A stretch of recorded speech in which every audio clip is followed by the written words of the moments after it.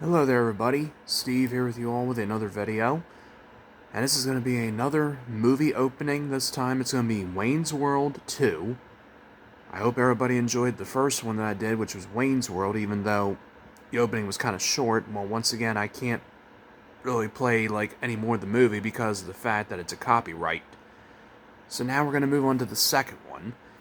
Wayne's World 2 is the sequel to the movie Wayne's World from 1992, and in this one, Wayne and Garth, played by Mike Myers and Dana Carvey, reprised their roles as the title characters.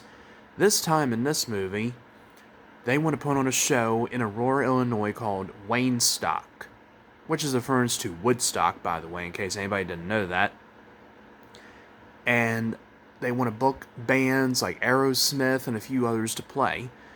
So they need to get the rights and stuff and money and a bunch of other things they need to do. And this movie is not really as funny as the first film, but it does have funny scenes in it, and it has some of the cast members from the first movie, but some of them that do not return to the second one, but still has a good amount of good cast members in this. So let me show you the cast that is in this. So once again, Mike Myers and Dana Carvey, who reprise their roles. Also, Mike Myers is a writer of this movie, and the first one too.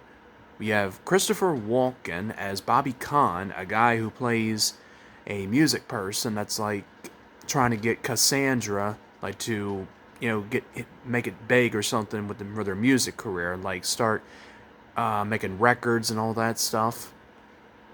Tia Carrere reprises her role as Cassandra.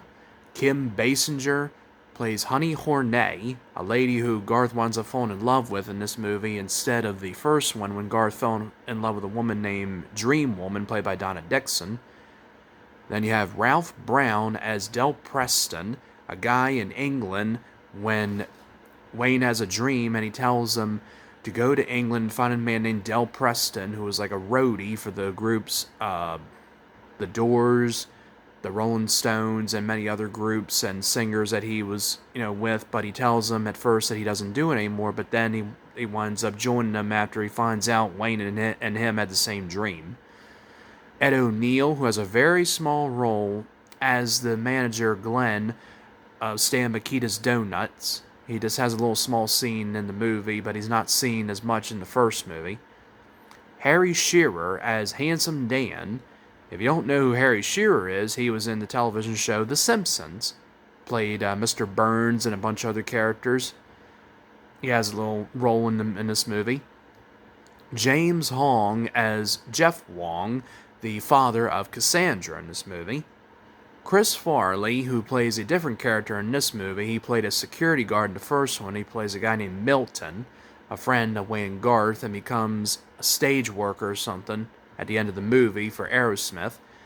Olivia Diabo, I don't know if that's pronounced the right way, as Betty Joe, one of the roles in the movie. I forget. I know I heard that name in there, but I haven't seen the movie in a while, but I just can't remember that character. Kevin Pollak as Jerry Siegel, a guy that works at a place that Wayne and Garth meet when they try to get the rights, to have a concert, and he has an eye that has no pigment. And Wayne and Garth apparently get a little surprised by that and did not know that, apparently. Drew Barrymore as Bjergen Kiergan, a girl that plays a radio station girl that works for Handsome Dan and Mr. Scream. Mr. Scream is played by Ted McGinley, the guy from the television show Married with Children. He was also on another show, I think, back in the day. But Wayne and Garth apparently thought that Ted McGinley was Handsome Dan as he comes out of the radio station and he tells him that he's not Handsome Dan, he's actually Mr. Scream.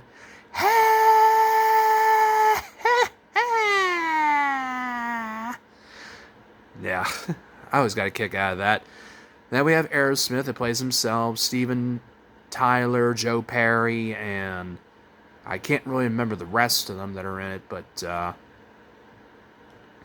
that's about it. And Steven Surgic, whatever, the guy that's the director of the movie. Now, once again, as I said, this movie is not as good, in my opinion, as Wayne's World, But it is funny because it has funny scenes in it, and it's another good movie to watch.